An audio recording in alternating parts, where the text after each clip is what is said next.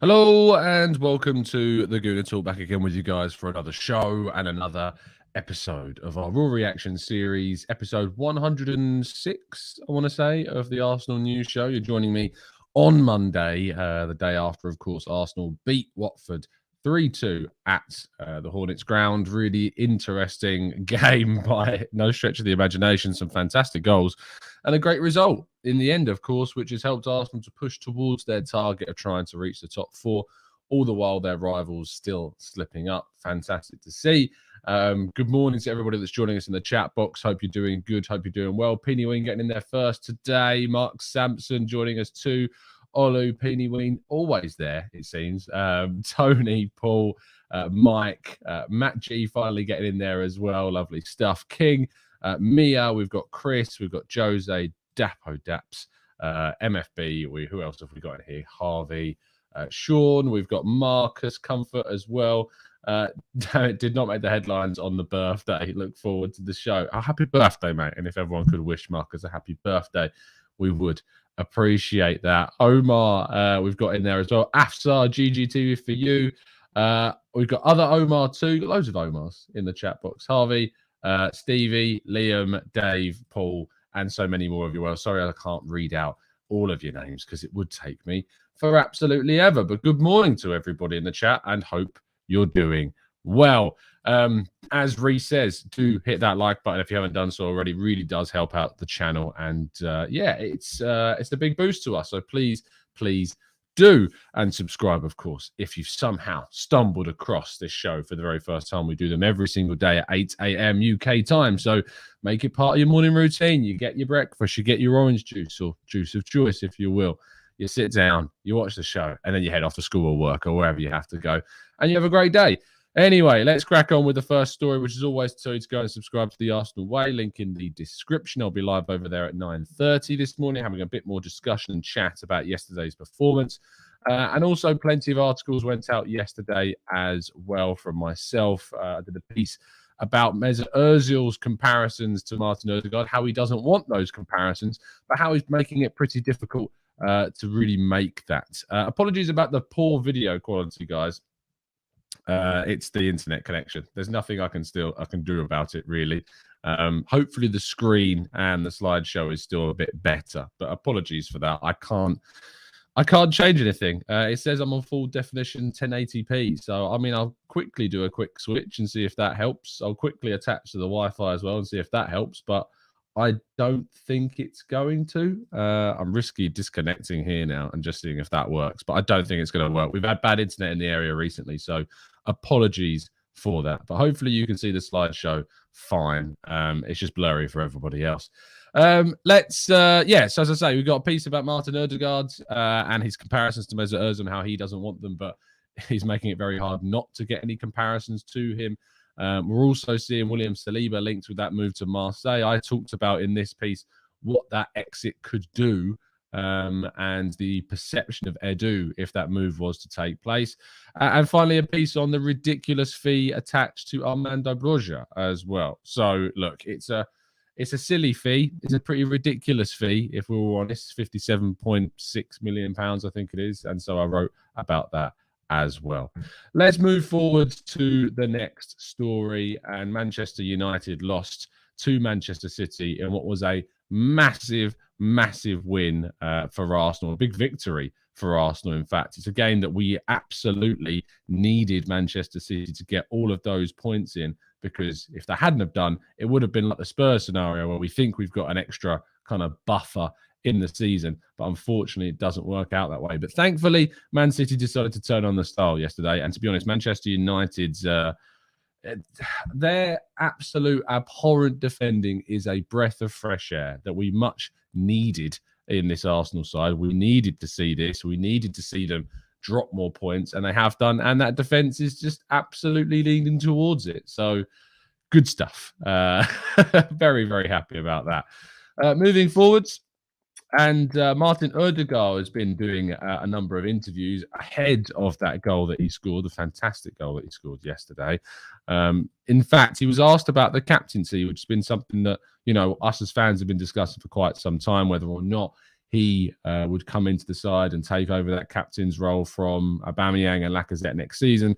Kieran Tierney's obviously been taking the armband, but he doesn't seem that keen on taking the armband. He says, if it happens one day, of course, it's cool and all that, but it kind of does not change much for me. I'm not going to change as a person if that happens. And he continued to go on to talk about how, obviously, he says he certainly has all the abilities to do that when I asked Arteta about Odegaard.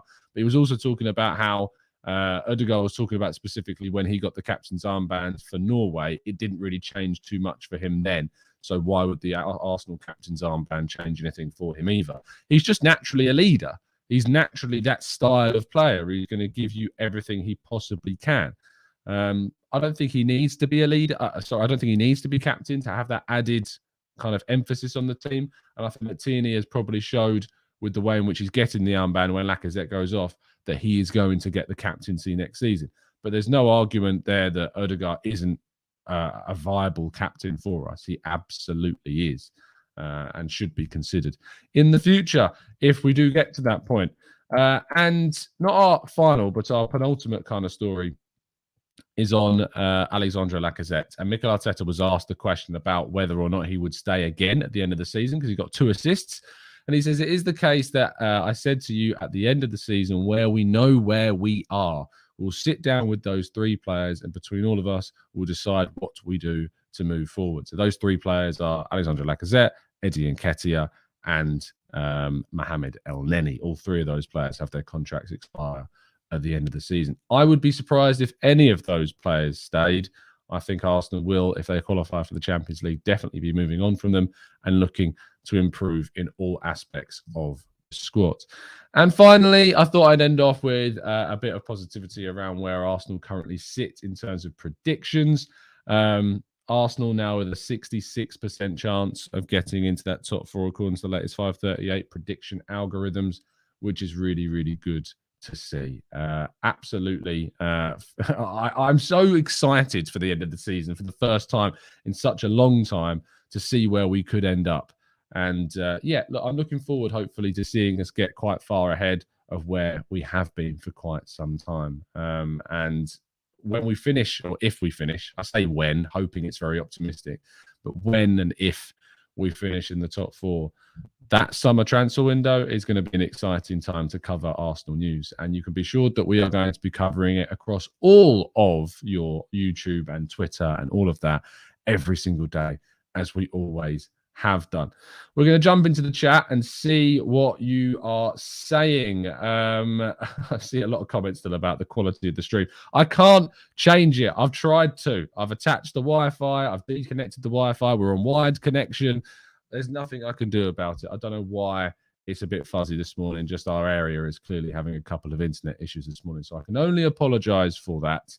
But yeah, no, there's nothing I can seemingly do about it, which is annoying. I'm going to try and connect to the Wi-Fi again to see if that helps.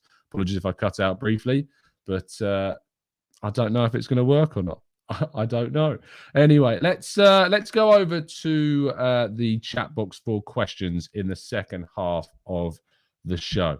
In fact, what I might do is I'm just going to refresh my stream quickly. So I'll be absent for about 30 seconds and then I'll be back. So give me 20 seconds just to refresh, and hopefully that might sort out the issues that we're having.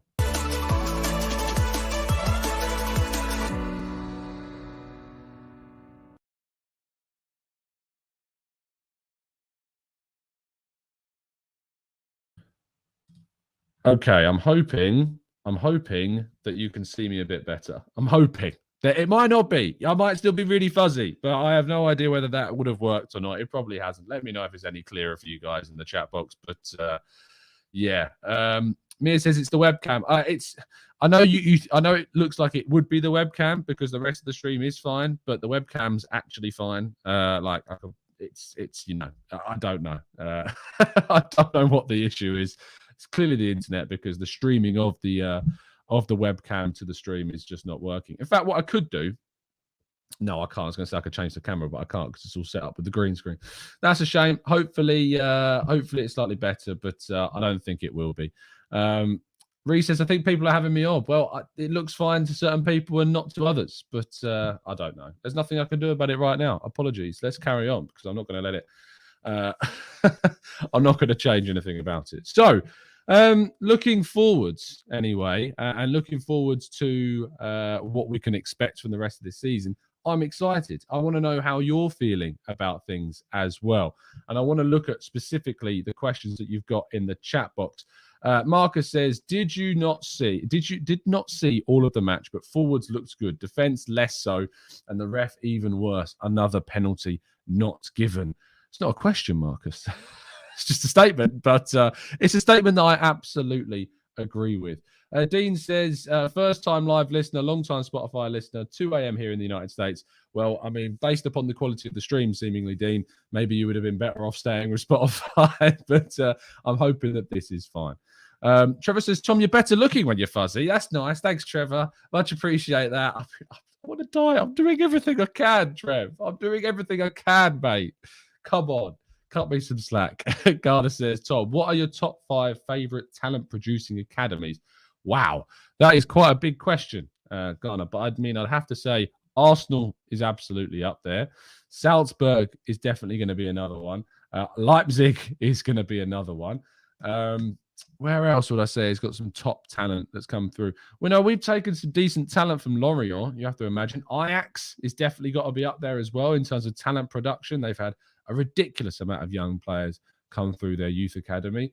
And one more, I mean, you can't, I say it's not a favourite, but Chelsea does produce some ridiculously good young talents.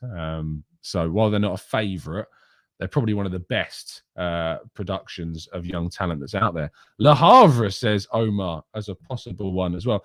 Loads of French clubs are going to have loads of, products that come through, because you look at how good the French national side is. Not many of those players play in the French leagues because they've been produced in France and then they've been sold elsewhere. And they're absolutely brilliant in that sense.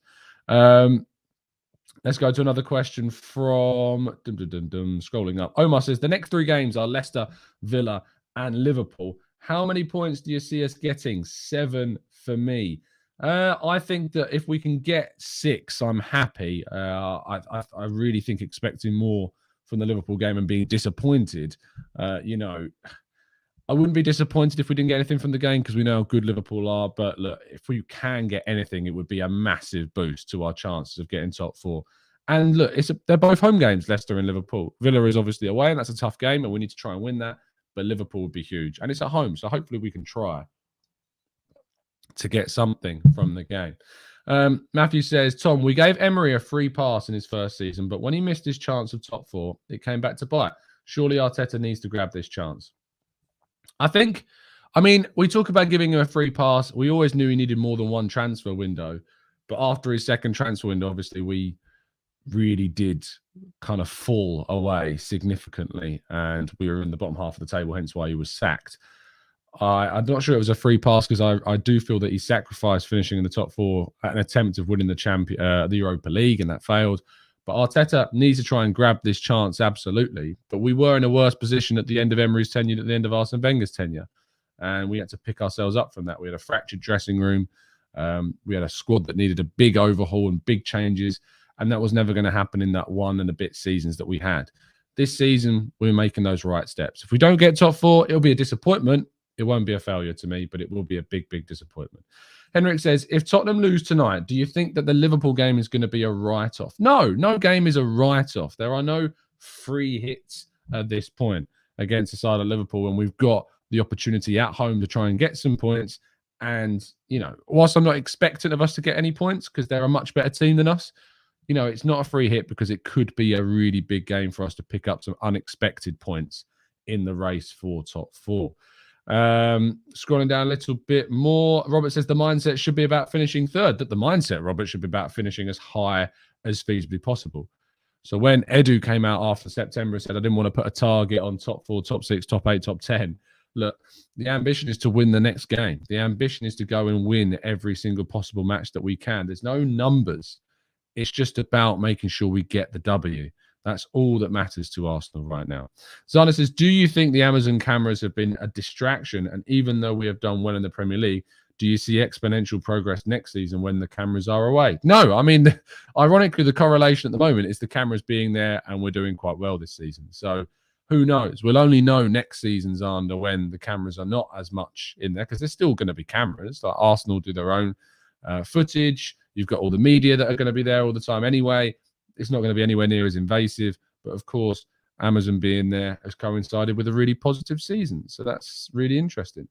Ian says, we actually conceded lots of goals this season, contrary to the statement our defence has improved. And yes, I am counting the first 9 goals conceded in the first 3 matches. I think if you take away those first 3 games where, let's be honest, we didn't have a lot of our first team. Like Ben White had COVID after the first 2 matches. Gabriel was injured. Partey wasn't in the team either. Tomiyasu wasn't there by that point either. Leno was in goal. We can talk about that and you can conclude those 3 games. But if you want to include them without context, then you're always going to run out as, looking a little bit skewed in that sense. In terms of what our goals against is, it's 29 this season, which is, less than everybody below us besides Wolves. I'm looking down the table and only Wolves have conceded more goals than us. The problem is that Chelsea, Liverpool and Man City have all conceded at least 10 or more goals less than we have this season. But, we've got a better defensive record than any other side in the league besides the top 3 and Wolves. So we can't say that we've been bad defensively. And if you take away those 9 goals from the first 3 games of the season, where there was so many other circumstances and factors associated with why we were playing not as well as we have been, we've been in a position where we would have been very close to the goal difference of those 3 teams. So I think it's worth taking that into account, Ian. Sarvik says, Tom, do you think the Premier League table should be having a games behind feature like the MLB and the NBA, etc., so that games in hand doesn't become an illusion? No, look, we have to focus on what we've got right now. We want points on the board, Sarvik. That's the most important thing, is that we try and get as far as we feasibly can up the table with the wins. We've got these games in hand. It is what it is, and we'll play them when they come around. But you need to for me, it's not about what the table could look like. It's what the table looks like now and our own control over what we can have in the future of this season. Matthew says, Tom, due to our lack of strength in depth, we'll likely have to go full strength against Liverpool and Villa. I can see us not winning either. It's really difficult how we look at the next 3 games and how we manage those. Leicester, we have to get a win. Villa, we have to get a win. It might be that we rotate against Liverpool and we play a different kind of system. Maybe we go to a back 3 at home. We bring Rob Holding in and go to that back 3, bring Nuno Tavares into that wing-back role. If Tomiyasu's back for the Leicester game, put him in and then put Cedric in against Liverpool in a right wing-back role. Maybe we change things up for those games to apply some rotation and add some new players in. But look, we need to do something because we've got to give ourselves the best opportunity to try and win those games. Dortmund's a great shout, Mirazi, sorry, for the greatest academies, definitely. So they also buy plenty of very decent players too. Marcus says the defence is strong, just not so much yesterday. Do we need a backup right back or do we keep Cedric? I think eventually we do. I think we probably need to move Cedric on and bring someone else in the summer, but we need to make sure that we've got someone who's of a competitive level to Tomiyasu, because that's what we need, is when he's dropped, we bring someone who's just as good. Saying that, I think Cedric's been pretty good in Tomiyasu's stead. I thought it was probably his worst game with the bunch yesterday that he's been playing, but, he's still been very decent. Henrik says, we've got 13 games to go, 39 points to get. I think we can get around the 22 to 25 points out of that. What do you think? If we were to get 22 to 25 points, if you think 22, we would end the season on 70 points. And if we think about what it's taken in the last kind of league seasons to get into the top 4, 70 points has not always been enough. Last season, Chelsea got 67. 70 would have been enough to see you get 3rd in the table last year. Season before that, it also would have been enough. 66 points. Chelsea got 66 points. Did Manchester United get in 3rd? You would have been able to get 4th. 2018-19, though, 71 points Spurs finished on in 4th place. 17-18, 75 points. Liverpool finished on. 2016-17, 76 points. It does seem like this COVID era of football means that there's less points that are getting P teams into the top 4. Maybe that will change this season. I think of the 39 points to get, we should be targeting about 27 to 30. I think we should be looking to maximum drop 3 losses between now and the end of the season. Chelsea and Liverpool probably being those 2 that we'll probably lose. But we've got big games against Spurs, Man United. We've got to go to West Ham still. If we can try and get as many wins and as few losses, I know it seems an obvious statement to make, but 27 to 30 points, I think, is what we really should be aiming for out of those 39. if we want to get in the top 4. If we want to get in the top 4, we've got to win as many games as possible. 22 to 25 may be enough, but I think 27 to 30 is what we probably need to look at targeting. Zeus says, please don't buy a backup right back. We need a right back who can compete with Tomiyasu. I think that Brooke Norton-Cuffy, actually, in my opinion, coming through the youth ranks is one to keep an eye on. That's for sure. Erin says, morning, Tom. When are we most likely to play those games that haven't been rescheduled yet, which includes Spurs and Chelsea? I think the Spurs game they may reschedule towards the end of the season. I was saying this yesterday because I think they might bill it as a bit of a top 4 decider. Chelsea, I'm not sure. It's really difficult to know when that could be. Probably end of March, start of April is when you'll see that game. Matthew says, 27, no chance. If we get 21, I'll be happy. 21 points would mean that you would be dropping 18 of a possible 39. So you're looking at 6 losses or a significant number of draws. 6 losses between now and the end of the season. If you look at our fixtures, if you look at the games we've still got to play, 6 losses: Leicester, Liverpool, Aston Villa, Palace, Brighton, Southampton, Man United, West Ham, Leeds, Newcastle, and Everton. Really? 6 losses from those games is what you'd still be happy with? I'm not sure I agree with that.